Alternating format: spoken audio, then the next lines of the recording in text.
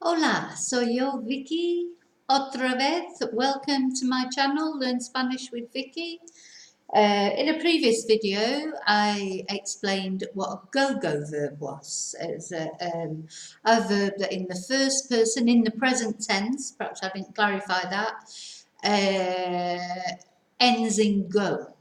And the verbs that we looked at and conjugated were venir, decir, hacer, oír, poner, and traer.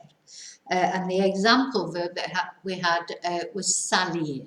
So all those verbs are explained in the previous video, the meaning, etc., and how we conjugate them. So what we're going to look at in this video, which again, if you do have the Break the Language Barrier Level 1 book, always remember it's the wrong way round in the video, but I always forget, is on page 55.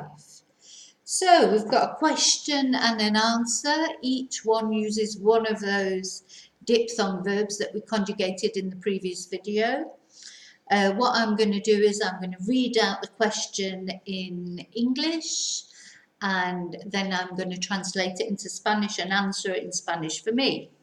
So the questions would be the same, whoever you're asking them of, but of course when you come to answer them, your answers will be different from mine. So the questions are designed so that in each answer we will be starting with a go verb. Well, they're all go-go verbs, but in the first person singular, that's when we get the go on the end. So the questions are designed to make you answer using a go-go verb in the first person singular. So question number 1 is, do you go out much? Now, the verb that we had to use for to go out, it will be salir. Salir is to leave or to go out. Now, when we're asking the question in the second person singular, you form, that's not a go-go. That doesn't take go. It's only in the first person. So our question will be, ¿sales mucho? Yeah. And if I were to answer that, I would say, no salgo mucho, pero salgo de vez en cuando. So I wouldn't say I go out a lot, but I go out from time to time. Vale? So the question, second person singular, no go. But the answer, whether you're saying sí salgo or no salgo, positive or negative, you must have the go. So número dos.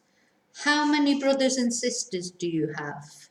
Right, well, the verb tener, which wasn't explained in the go-go verbs of the previous video, but we have done the verb tener in another video.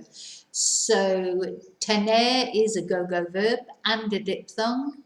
So it's tengo, tienes, tiene, tenemos, tenéis, tienen.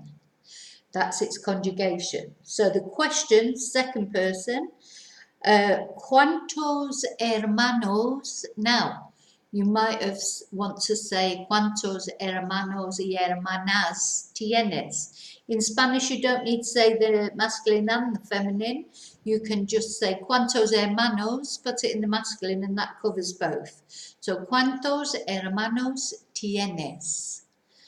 And I would answer tengo, because now I'm using the go ending. Tengo cuatro hermanos.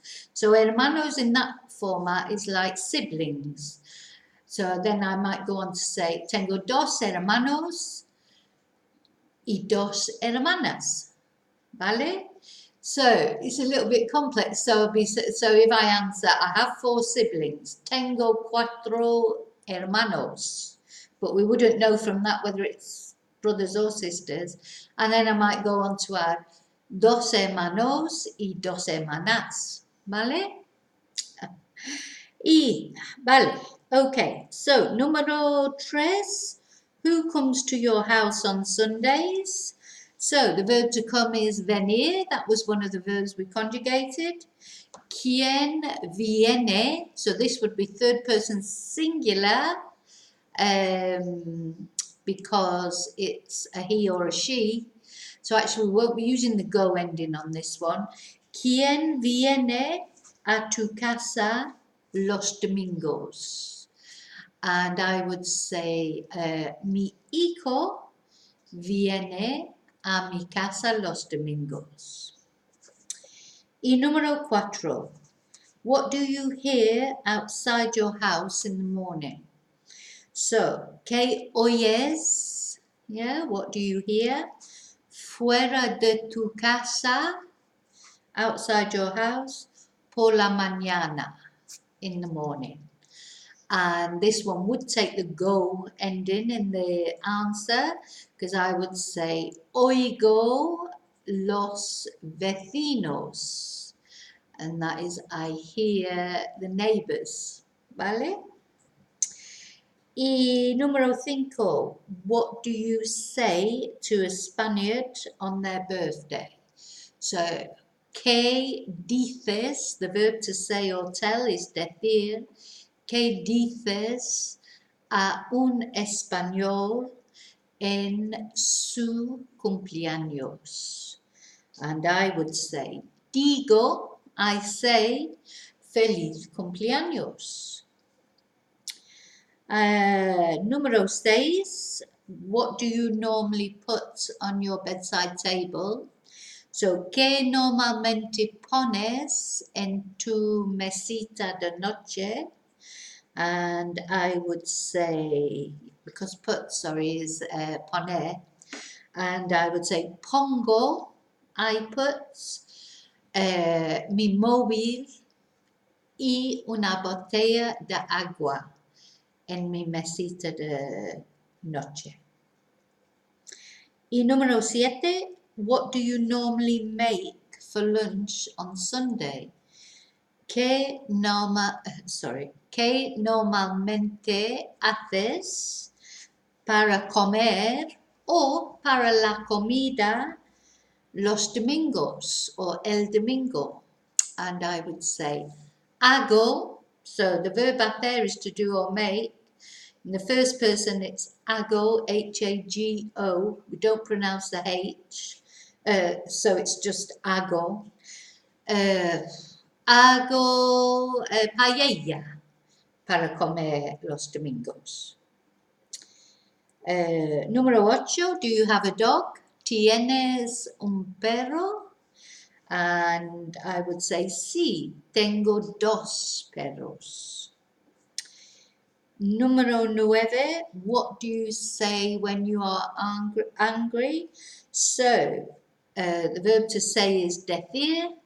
So, ¿qué dices cuando estás enfadado? Or for me, it'd be enfadada for a woman. And I would answer, digo, I say, bueno, muchas cosas, pero digo palabrotas. For example, I say swear words. I won't repeat them. No voy a repetir que digo. Y a ver. Vale. So número 10 is more or less a question designed for people who don't live in Spain. So do you come to Spain often? So the question would be vienes, because venir is the verb to come. ¿Vienes a España a menudo? And I would answer, sí, vengo a menudo, porque vivo en España. Y número 11, do you hear much Spanish where you live?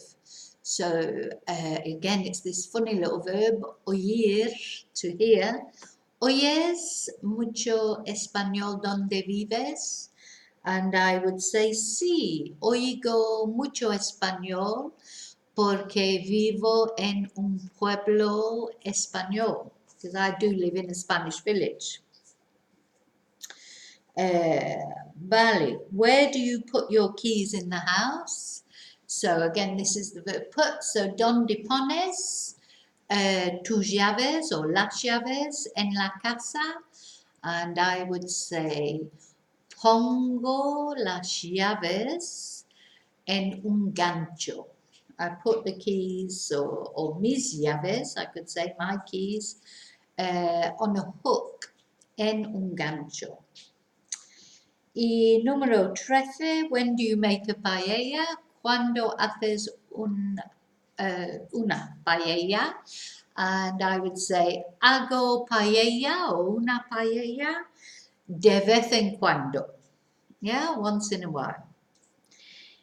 Y número 14, what clothes do you bring with you when you come to Spain? So again, a bit designed for people, the books are more designed for people perhaps who can't come to classes, so don't actually live in Spain. ¿Qué ropa traes? So the verb to bring is traer. So, ¿qué ropa traes? With you is contigo. ¿Qué ropa traes contigo cuando vienes a España? So I would say, traigo ropa de verano, probably what most people would say, though not at this very moment, because it is actually, as I'm making this video, really windy and stormy. But it's not normal, is it? It's not normal. So, ¿qué ropa traes contigo cuando vienes a España? And I would say, traigo ropa de verano conmigo cuando vengo a España. So I bring summer clothes with me when I come to Spain, pero no en este momento. Definitely not at the moment. Vale, okay, so as always, if you have any queries, please contact me, send me an email, contact me through here or through the website. I'd be happy to explain anything that you're not sure of, or if there's anything in particular you'd like explained in a video, please ask and I will do that for you. If you found the video useful for your diphthongs, sorry, not your diphthongs, your go-go verbs, please give me the thumbs up. If you would like to receive notification of further videos that come out, please subscribe. And of course, there's a lot of other videos uploaded now, so this is your first time here and there might be some other things you want to look at. Please go ahead. But the main thing is if you have any questions to let me know, and if you would like to buy the book that sort of accompanies these videos but it's not exclusive to the videos, you can buy it on any Amazon site or through my website. It has all the answers in the back and explanations in English, so it's quite easy to follow, but the YouTube videos also should help you with the pronunciation, etc. Vale, ya está. So, muchas gracias, como siempre, y hasta la próxima. Vale, adiós.